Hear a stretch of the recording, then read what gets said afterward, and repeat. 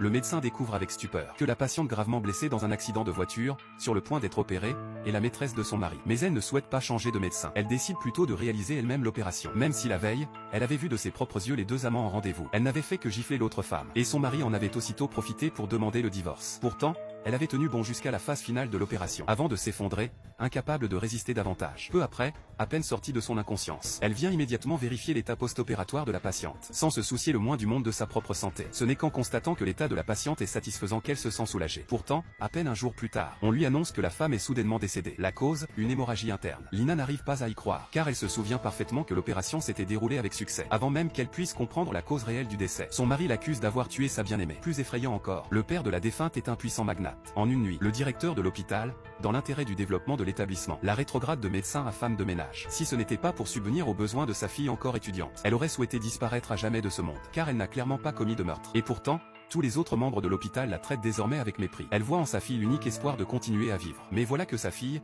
ayant entendu parler de l'affaire à l'école, croit aussi qu'elle est une meurtrière, et lui reproche de vouloir divorcer de son père, refusant de rentrer en voiture avec elle, et refusant tout échange. Après bien des difficultés, arrive enfin le jour du procès. Faute d'argent, elle ne peut se payer un meilleur avocat, bien que les preuves de meurtre soient insuffisantes. Le juge la condamne à la perte de son droit d'exercer la médecine, et à une peine avec sursis de 3 ans. Mais le père de la défunte n'est toujours pas satisfait. Il veut que Lina passe le reste de sa vie en prison. Il charge donc ses sbires de la surveiller chaque jour, allant jusqu'à vérifier un par un ses relevés d'appel. Il fait même venir le médecin assistant de l'opération, pour interroger minutieusement sur le déroulement de l'intervention. Pourtant, chose étrange, au bout d'un mois, il ne découvre absolument aucune preuve, permettant de prouver plus fermement que Lina a tué sa fille. Quant à Lina, de son côté, elle est toujours à l'hôpital, jusqu'au jour où elle utilise les droits d'accès d'un ami pour obtenir tous les rapports médicaux de la défunte avant son décès. Alors, elle découvre avec effroi que la véritable cause du décès cache une toute autre vérité.